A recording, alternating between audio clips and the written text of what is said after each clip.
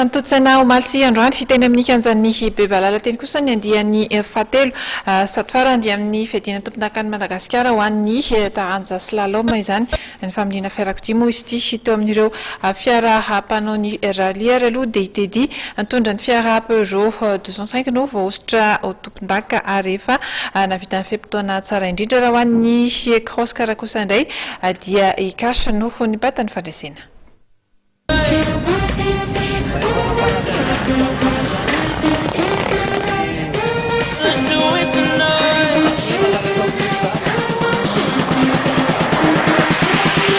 Grab somebody sexy, tell them hey, give me everything tonight, give me everything tonight, give me everything tonight, give me everything tonight. To the night, cause tomorrow I'm off to Dubai to perform for a princess, but tonight I can make you my queen and make love to you endless. It's insane the way the name growing, money keep flowing, hustlers moving silent, so I'm tiptoeing, so keep blowing. I got it locked up like Lindsay Lohan.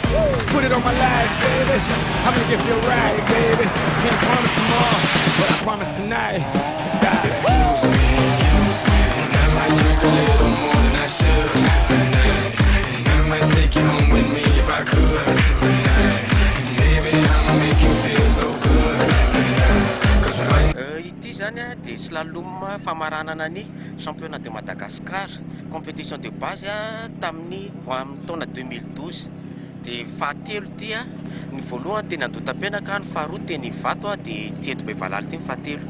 Ny amin'ny cross car misy eo amin'ny 10 dia ny amin'ny voiture de rallye misy 920. Ny programme anasan'ny MSA moa zany amin'ny taopilalovana 320 dia mbola anatratra le ezaka hoe anomana sy karakara slalom anankiroa zay ny mbola matapaka hatramin'izao.